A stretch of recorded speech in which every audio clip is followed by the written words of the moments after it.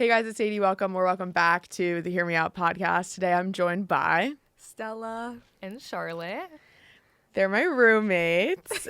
and they were roommates. If I tend to allude to you guys a lot, like just naturally when you live together with someone, I'm always like, oh yeah, my roommate was saying the other day.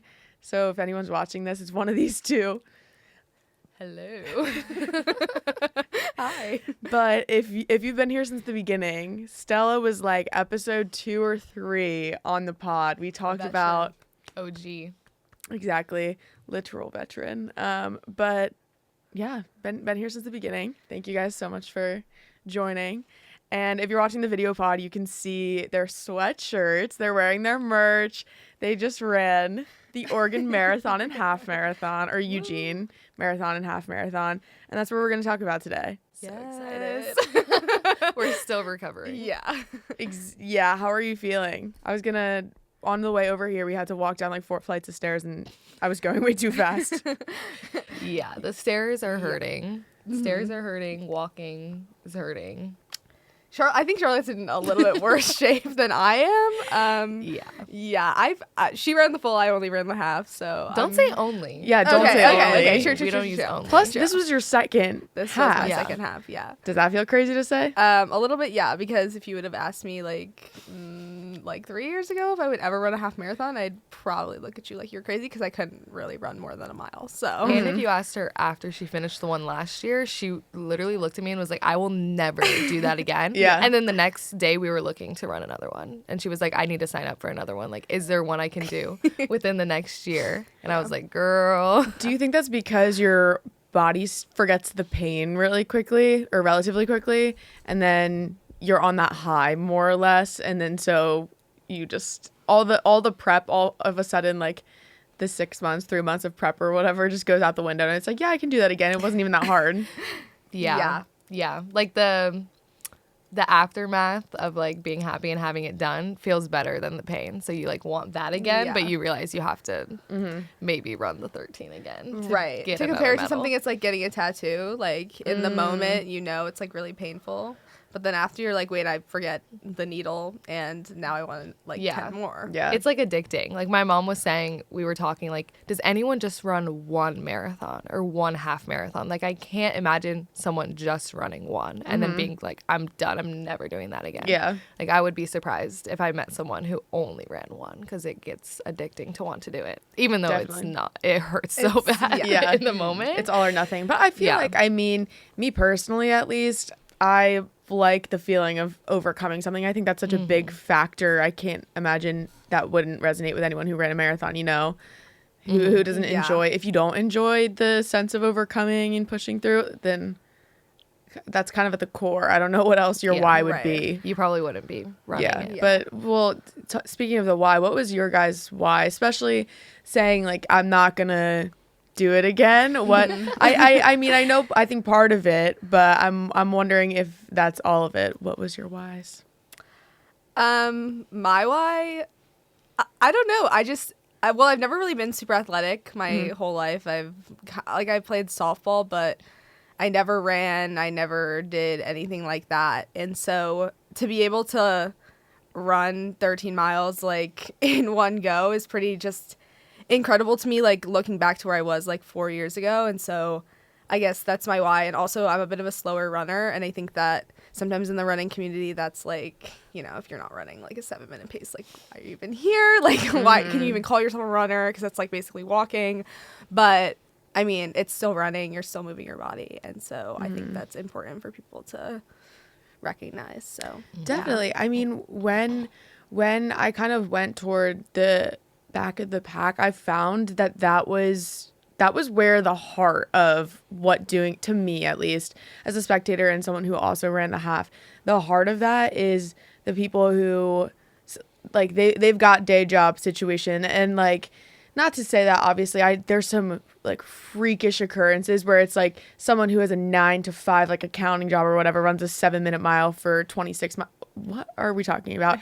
But just more the idea of like they're not trying to be a world-class athlete, but they're trying to prove something to themselves, to someone else. Like, again, that why, it shows through, I think, more clearly than it might otherwise, because there were definitely some people who, and like this is going to get into a whole debate, which great, about the whole Nike thing of like, if you're not familiar, Nike had, in my opinion, a crap offensive campaign where they basically said, what was the exact slogan? Do you remember? It's like, It was like Runners welcome, walkers tolerated. Yeah, runners welcome, walkers tolerated.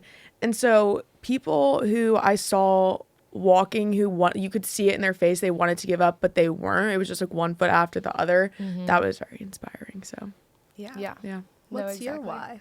My why? Well, I've done some half marathons before, but this was my first full marathon. And my mom has done, we like tried to, there's this app that keeps like every race you've ever done kind of like documented. So she was trying to see how many marathons she's done, but there was a couple that weren't in there, I guess she said. But she's done many, many marathons. And so me and my sister have always wanted to do one. So we decided this year was the year, because my sister's getting married next year. So she wanted to do it before she got married. And then my mom said that she would do it too. And my mom's kind of been in and out of running. She stopped running a while ago, and just moved into coaching running more so. And so this was kind of her way of getting back into it. So it was really fun to just we all trained together. And that was kind of the why, is like being able to complete it with my sister. And we were all able to cross the finish line together, which is what we wanted. And so that's why I was out there running through it. Yeah, I was telling Charlotte that after the race, I think you might have heard it in real time, but how your mom was saying she almost cried. Or maybe it was you, because we were talking about when you cry, it closed up your lungs, because your mom was saying, this is a dream. Like, we turn, so the end of the course, the last like 0.1, 0.3 or something is in Hayward Field, like a massive track stadium. And so you turn into the track stadium and you have thousands of spectators, and it's such a crazy vibe. And she said she turned the corner like with Charlotte and Lucy and could have cried, but that she couldn't because it would have closed up her lungs. Yes. And this race was the first time that I like experienced that, because I did cry multiple times during this race, and it literally closes your lungs. Like, you cannot breathe. I was like, I need to not cry, because I was like heaving. You're gasping. You're for breath. gasping. Yeah, it's really when bad. did you first kind of shed a tear and then feel that? What mile? I shed a tear at I think it was mile like 15. Okay. When oh my God, I would have started crying right past that half, knowing I haven't done it before. Oh my gosh. Oh my God. Yeah. So that was rough. And that's when I like felt the heave, and that one we kept like, we were walking at that point. So it was, I could catch my breath, but then I think I cried at like mile 23 or something. And that one I was like still running. So I was like, oh crap, like you cannot cry and run at the same time if you're like already tired. Like maybe if you weren't like that far down the road, but man, it is not helpful to start crying, to start shedding tears. I was like, stop. Yeah. Did you cry at any point? Yeah, I cried. I almost cried a lot, but again, like my lungs, like I felt like it was closing up. I think I first cried when I saw my dad at mile like 8.5 ish. Wow. And I was like, nope. Like I like tried to like get the tears to come out, and then I was like, I can't. And then I think one of the things about this race that like if I ever were to run a half marathon or marathon somewhere else, like would just not do it for me, is the fact that we finished on Hayward Field, because it's like so. Like, when you finish other races, like, you're just going through that finish line, right? There's, like, barricades of people around you. But, like, to finish it, like, with people literally in the stands, like, you feel, like, you feel awesome. It's, like, an elating feeling. And I, for the past 2 years, the song that I put on, because I wear headphones when I walk into the state is, you're going to hate this. Oh, no. Viva la vida. Like, no. I knew you were gonna hate it, but guys, that song, I go way back with that song, and it's banned in our apartment. It's not banned in Stella's headphones. It's not banned in my headphones. I hate to say it, but oh my God, I was not expecting that. I like didn't know what I expected when you were like, oh, it's gonna hate it. Okay, well, I'm just gonna focus. This is good. This rewrites the song. I'm like laughing so hard I'm crying. this rewrites the song, and now every time I think about it, I'm gonna think about you running into Hayward Field, and it's gonna be a good elation. Yeah, There we go. Yeah, no, it's just, I mean, what I think about it is I think about, for any Dance with the Stars fans out there, Steven Niederozik's Last Dance. I think about that. Really? And I sob every time I watch that. And I also think the song is just so, like, when he's like, whoa, like, that is, like... And also, there actually are so many running edits to that. Like, have you seen, there's a man at the Boston Marathon, I want to say it was, and he's at the finish line, and he starts dancing and, like, bending his knees and just, like, purposefully for about 30 seconds added to his race time because it's, again, the whole more about the journey situation, and he could cross right now, but everyone instead is going to remember the person who enjoyed the ride and almost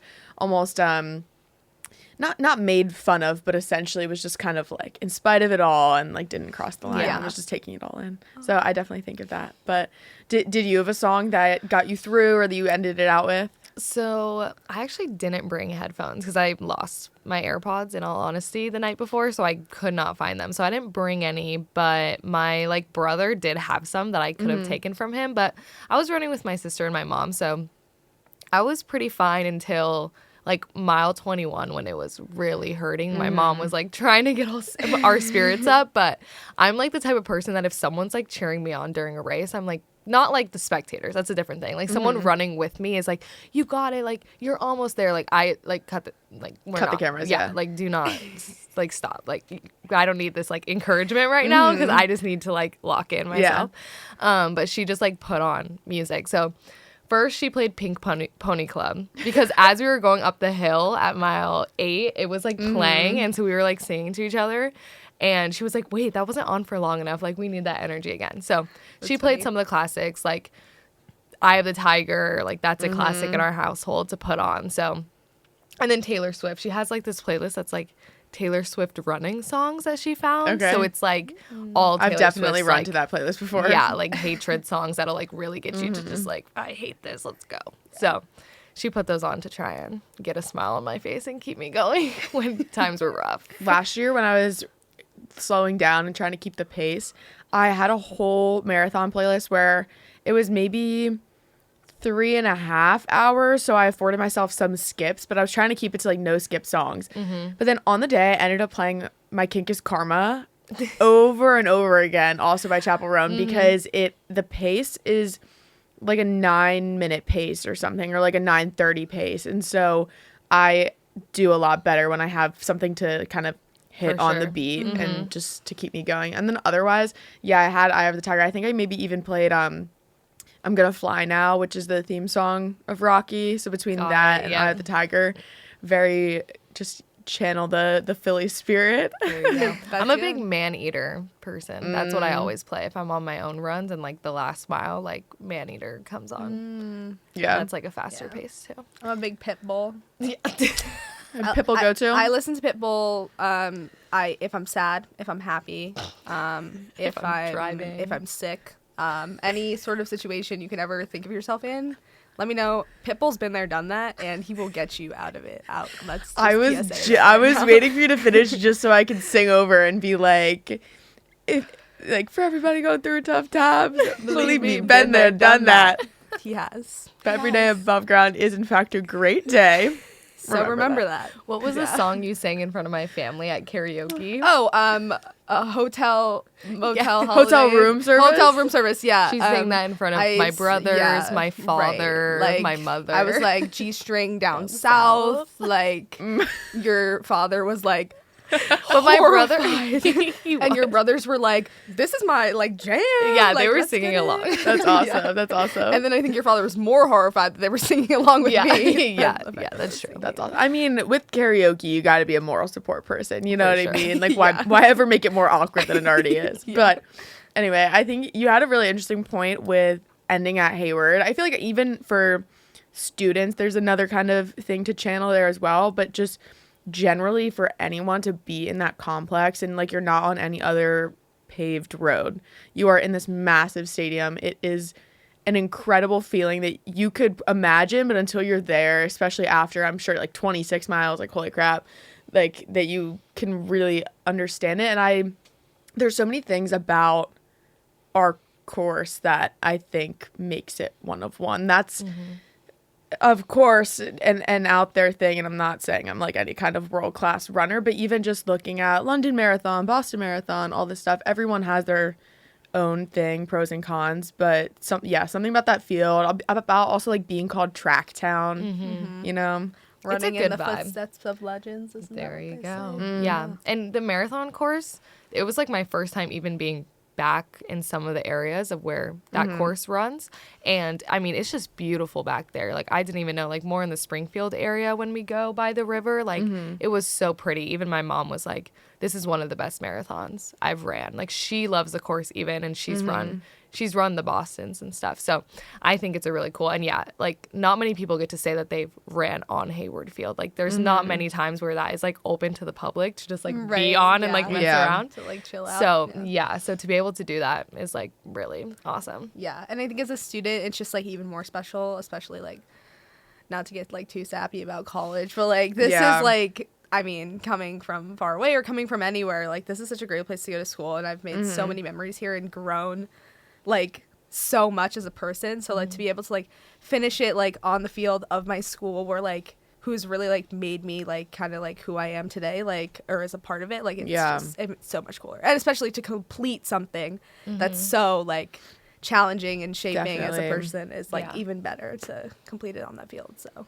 and also with being a student going here, I was mentioning on the way back when we were walking to the car after the race to Stella, we were talking about how accessibility is really interesting, and just to be able to walk to the course is a huge pro that doesn't maybe really hit until you see people having to leave their house an hour early, knowing they have to take a shuttle, like they have to find parking and then take a shuttle, and it gets confusing. And even just to like buy plane tickets and stuff, like your sister coming from Chicago sort of thing, people come all like from around the world to run this thing that's literally in our backyard. And last year when I ran it, I was a 10-minute walk from the start line, and I just kind of like hopped in my corral. So I feel almost inclined to run it next year, solely because I know it's never going to be that accessible again. So true. Yeah, and it was cool like having trained for it too. Like, I would run like the start of the race like at least once a week. So it's like I'm familiar, my body's familiar with it, and it's fun to like, my family was visiting, so to take them around and like, this is a place that's like my home now, and to be able to show it and to be able to like run with them on places that I run like constantly, I think is just a really cool thing. So yeah, we have to come back next year, all of us. Putting this on the record. Yeah. What camera should I point at for this? No. Yes, we're doing it. So okay, so was your low 15, 21? What was your low point? Yeah, low was 15. I felt good until, well, good is a strong word. Like, as good as I could have felt until 15, and then half body collapsed at 15. So then my family was at mile 16, so I knew that they had Advil. Wow, they had BioFreeze that I could try and put on my knee. So Did that work? My family, yes, BioFreeze? it Okay, worked. cool. Yeah, it worked. I took more Advil, took liquid Advil, BioFreeze on my knee, like anything and everything I put on that. Yeah, I'm basically overdosing on Advil, sorry to say. So that got me through to like mile 21. Like, I was feeling good. My sister even was like, if you need to like go ahead, like go finish it if you feel better than me. And I was like, no, like, I'm probably going to crash soon, which good thing I stayed, because mile 21 hit and just like pain caved. Me and my sister and my mom were running, like walking. So we would run for, I think it was like 4.5 minutes, and then we would walk for a minute. But I found out that walking was like not good for me and my knee. Like, I couldn't like stop fully and then get back to run, because they would stop, walk, and then go to like an 8:30 pace in the run, and that was like way too fast for me. You need to almost like be consistent, especially. Was it ever your kneecap was a problem? It was the back of my knee. Okay. I don't even know. I don't know what's wrong with my knee, but yeah. So I would just do like a very, very slow jog when they would walk, and then they would catch up to me, and I would be able to like gradually increase. So I was doing that until mile 21, and mile 21, I just couldn't keep up with that pace anymore. So we just slowed down and got through it till the last 5 You guys miles. were going fast. I'm surprised that. How fast were you walking? Yeah, my sister was like, time. she like could walk fast, and me and my mom were like, we cannot walk like that. Like she's been training run walking, so she knows how to walk fast. We could not walk fast, so we had to learn a little bit. That's why I would keep the jog, because I knew I could keep up with them on the run, but the walk, I was like, I need to jog a little bit because I can't keep up with you. Yeah. So yeah, those last crazy 4 miles were leapfrog. the worst. Yeah. How about you? I was gonna say if you had to choose one. If I had to choose one specific point, I would say like as soon as I got back to, so mile 9's like you hit like mile 9 when you're like going back through campus, and then when you sort of turn to go back like behind where like the Dutch Bros is over there on Franklin. Yeah, I basically walked all of that. Like I considered like actually I told Charlotte's family like I considered like cutting the course. I considered calling an Uber. I was like I basically walked like 3 miles at the end of that. And then it was only when I hit like mile 11 that I was like, okay, Stella, like there's literally 2 miles left. Like this is, for those who don't know, ROTC, I was like, this is like the AFT. Like you run this like a lot. Like you can do it. And so I started like picking up my feet slowly, and I was like, oh my gosh, like there's like my calves were like so tight, and I was like, I like can't feel them anymore. There was this woman who was running with me kind of, and she had this yellow backpack on, so I was just like follow the yellow backpack, like follow her. And so like she would like come in front of me, and then I would go in front of her, and we would sort of like leapfrog each other until the very end. And then at the end I tried to run all the way up Agate, and I like stopped, and this woman like she like grabs my shoulder, she's like, honey, you're so close, like you got this, you're so close. And then I started crying again. I was like, I can't do it. She was like, you're literally so there. Yeah, I was like, oh my gosh. So then I picked up my feet and started running again, and then I could make it through the end. But yeah, it was definitely I definitely probably should have trained a little bit more, but this course is hard because you pass the finish line, but you're only at mile 9, and so that is so hard to see that you're like seeing people finish, and you're like, you've got to be kidding me! I have 4 miles left. Yeah. So I would say that makes this course. I felt going past that better in the marathon because I knew I wasn't even close to finishing. Then when I do the half marathon, I'm like so mad and hurting so bad because I'm like, it's right teaser. there. Yeah, it's right there. You can hear people finishing over the like PA announcements, and yet you're still like going farther away. Yeah. So you gotta go up and around. Yeah, and it's like 4 miles, and then one woman was like, it's just a 5K, like it's just a 5K left. We went to mile 10. I was like, please actually don't say that right now. I was like, a 5K, I ran that one yesterday, and it was bad, okay? It was also bad, so please don't. I was gonna ask, what is your like least favorite or least helpful thing to hear? Because I think about people when you're at the halfway point and they're like, you're halfway, you got it. Like, I have to do one of these again. Yeah. I have to, Yeah, I'm don't. 6.5 or something miles and I have to do it again. I'd rather come back to me at 2/3 so I can say I'm over halfway and my mind is not just copy and pasting the front half to the second half. So is there something that was very unhelpful for you guys to hear, whether it was maybe from your mom trying to cheer you on or from a spectator and you were rubbed the wrong way? Yeah, I think that just people being like, only like blah blah blah blank miles left. It's like no, I know. No, I can see it on my watch. I can see it on the screen. Everybody knows it. It's the only for me. Know. Like, don't put only in there. It's not feeling like only.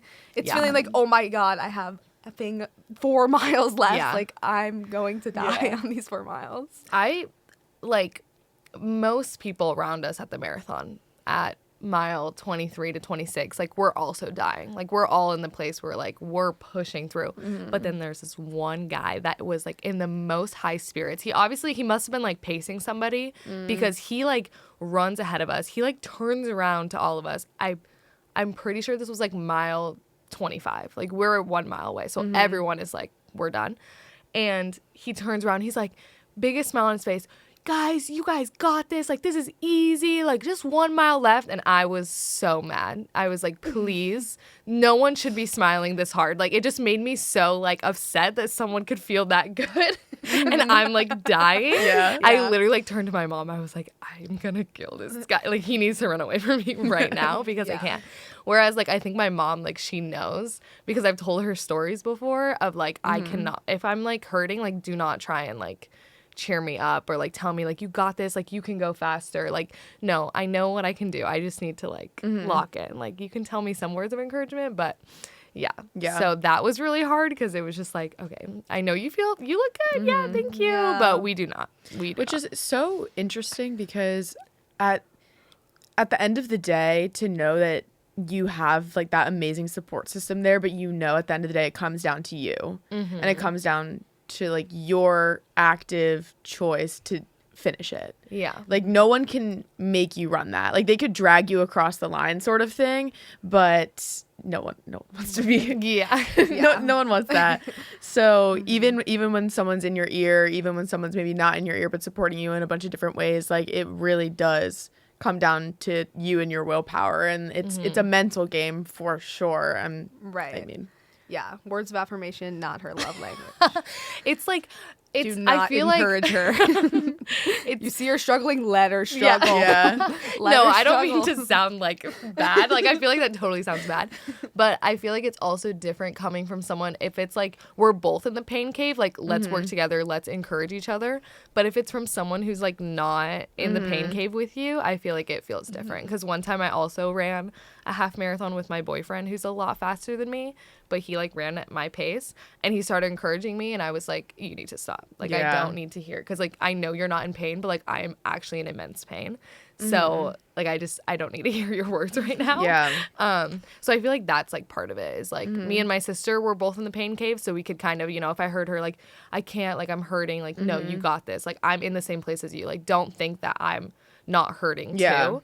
Whereas like someone who's like cheerful and like literally jumping up and down in front of me as I'm barely like putting one foot in front of the other. Someone who's hungover after spring game or something, just running out and just being like, no, it's not that bad. Yeah, exactly. So that's what I mean. Bad. It is. Did you guys have a low point in training then? I know you guys did a bit different of an approach with training, but was there any point where Some could say it was a bit different. Yeah. I mean, whatever works for you. You finished. I mean, our friend Sylvia did like 4 runs. Yeah, that's true. She ran like 4 times and then just pulled out this half marathon. So that's insane. But was there any one particular time where you, not for fun, you genuinely, when you said, I don't want to do it, I might quit, you almost pulled out sort of thing? Yeah, I mean, there's definitely a couple moments for me just because I don't think I was training like as I wasn't really training at all. And I just was kind of like, oh, like, why am I even going to put myself through this if I know like it's not going to be good? But then at the end of the day, I was like, well, I did it last year and limited training there as well. And I mean, if I wanted to like, and I was feeling better about my running as well. Like I wasn't feeling as bad. Like last year I was feeling pretty down about like how I was running and everything, and this year I was feeling a lot better about it just in general. And you know, I've been training, I'd been doing a lot of speed training for ROTC as well, so I sort of had that in my back pocket. I mean, regardless, that's like 2 miles, 3 miles, not a lot. But give yourself some credit, because you say you didn't train, but like you were still training. Yeah.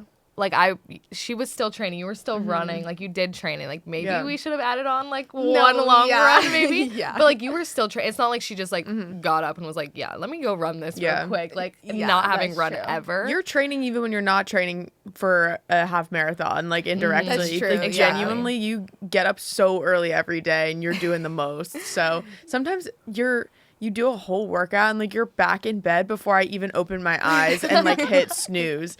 And so it's really easy to forget because you also don't complain, I find. I mean, yeah, it's just like my life. I also feel like it's helpful that like I might not be running as much, but I'm doing a lot of cross training. Like I'm lifting, I'm doing like cardio, I'm doing we do a lot of speed and power type of stuff. So like, even though I'm not like getting in that sort of distance, my body's like prepared for that sort of long-term endurance. So, True. I'm interested, did the mental component, because with everything, physical and mental, military, did your ROTC training from a mental standpoint impact your approach and like how you were able to mentally talk yourself through it as well? Did you feel mentally trained? Yeah, I mean, we can talk about how ROTC has affected me mentally till the cows come home, honestly. But yeah, I think that for the most part, like the sort of aspect where it's like, first of all, I've done way harder things in the past. Like I've done literally where I've been rucking for like 3 days straight. So it's like, I can get through it. Like I will get through it and I can get through it. It's just a matter of like, well, how long am I going to be like in this pain before I can get through it type of thing. But yeah, it's definitely helped me a lot because, you know, I've always probably done something that was like a little bit harder. Per se. So yeah. Definitely. Yeah. What about you? Wait, what was the question? Sorry. I training. Forced her to digress a bit, but yeah, was there a low point in training? Maybe like a really crap run. Like, yes, I can't point to like a singular run that was like, except actually, I guess like last week was like the lowest point in training. Like I had felt very strong and like very prepared for the race and like just very excited. Like my body, like I trained for it. I was hitting all my goals on all of my runs. And then like last week, my knee just like blew up and felt horrible. So that was just like totally destroyed me, really, because it was like 1 week, my body, 1 week you could have lasted. But I think really like through the training plan, it was more like getting bored because we would go on these like super long runs that are just like hours out of your day, and just like waking up and knowing probably all of my day is going to be dedicated to this run because, you know, it's like 4 hours of running and then my body is so tired. I'm going to waste the rest of my day no matter what. So just like trying to get myself out of bed to be like, I have to just go run and be in my thoughts for 4 hours. And I only have like one podcast to listen to. Like, what am I going to do for the rest of the time? Yeah. So I would say like once we started getting to those like longer runs, like 18 plus miles, it was very hard to like just stay mentally in the run and just find things to do. But knowing that my sister and my mom were also training, it was kind of like the thing of like, I can't miss this run because then they'll be ahead of me. It's like slightly a competition always.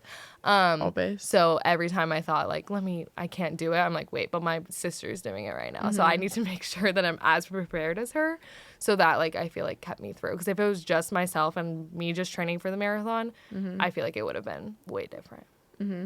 Nothing like a good, healthy sibling rivalry. Right? Exactly. Exactly. No, she was so afraid that like usually at the ends of the races, like we try and like race to the finish line to see who can get there first. Okay. And like my freshman year, she did it with me my freshman year, but not last year. And I remember, you know, I kind of started pulling ahead and she was like yelling at me. And then I threw up on the side of Hayward Field. So she ended up having to like pull me out. Yeah. Yummy. But so this one, she was like, trigger warning, throw up.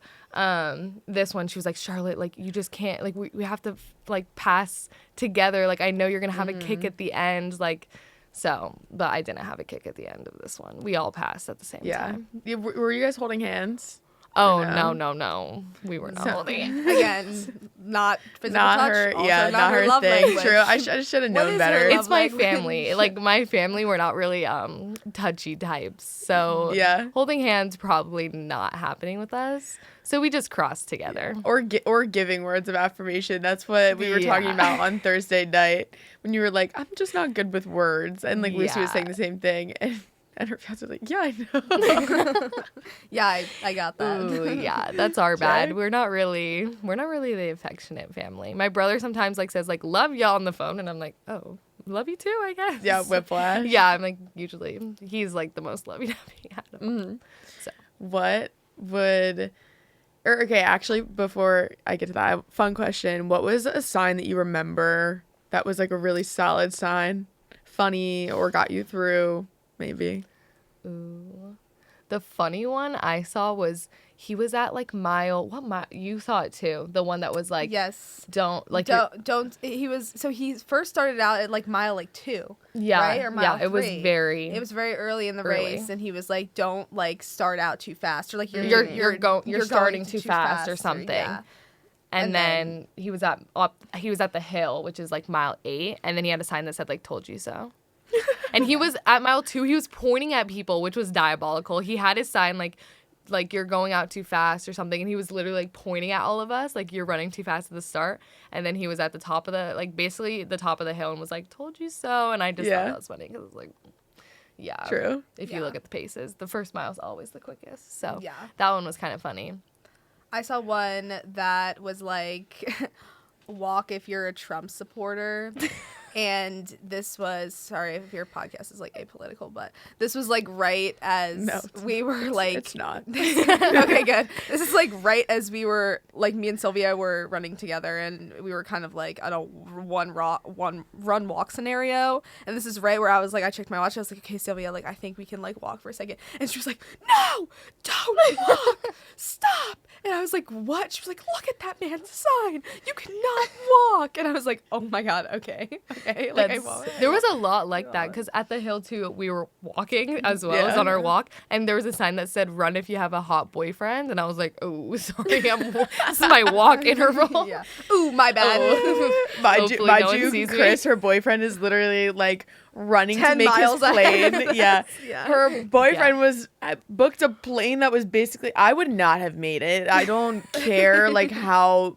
I just would have ended up paying that extra $300, $400 or something. So, like, he's doing the most to, like, try to be here. But then Loki dipped right after the race and, like, went to the airport. But that's crazy. Poor guy. I forgot to mention, though, it was one of my friends who had that walk if you like Trump sign. Really? Oh my gosh. Iconic. Okay. That's awesome. I didn't realize, and then she had posted it and I was like, that's amazing. Oh, that's good. But in the stadium when you guys were running and I was waiting in the stadium for you to come in, they do the whole hold up your sign sort of thing to the press booth, like let's see it.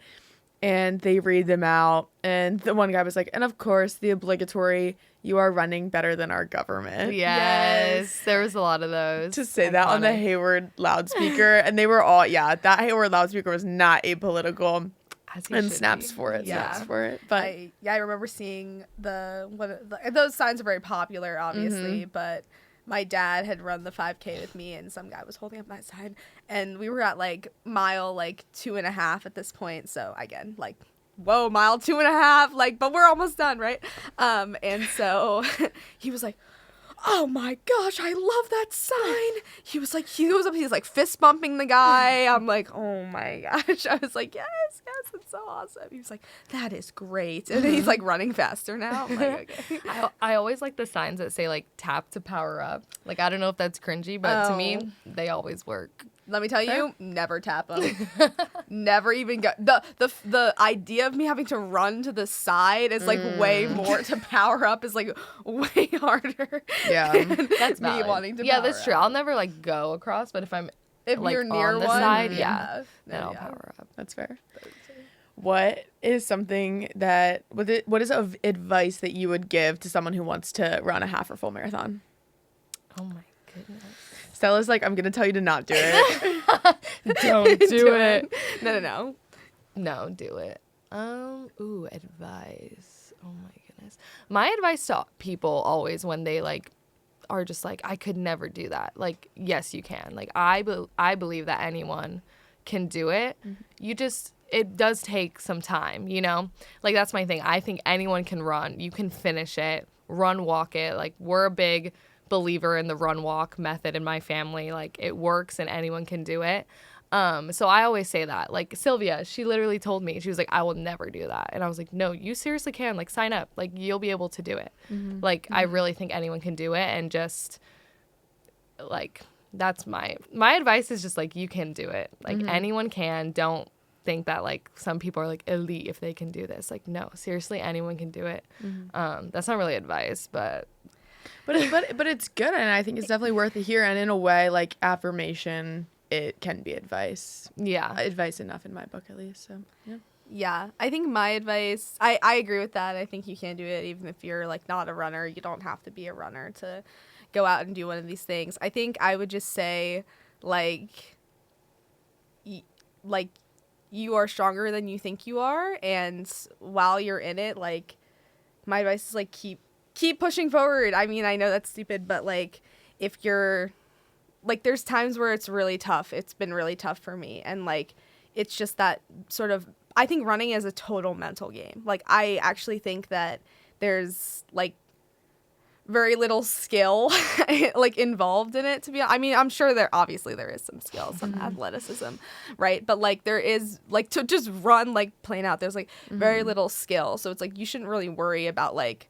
oh, it's like you don't have to lift a weight, you don't have to have like, well, you have to have proper form, I guess. But like I don't really have proper form when I run. Like I've been told that multiple times, like your running is crap. My feet hurt so bad. I'd say buy good shoes. That's my advice. Go to a running store, buy good shoes, buy a cute outfit, do your hair up, put on some makeup, or do your hair. If you're a guy and you don't like makeup, that's fine too. You can put on some blush, maybe put on some sunscreen, some skincare, and tell someone you're doing it when you sign up. And tell someone you're doing it, so then you can't get out of it.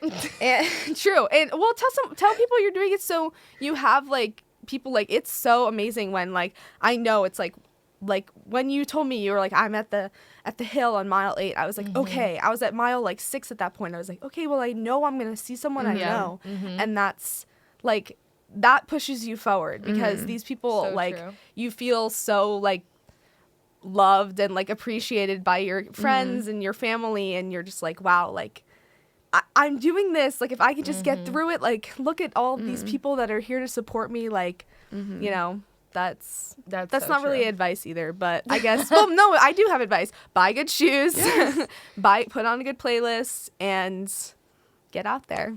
Facts. Both of your hair game was great. They had these star clips in them that were amazing.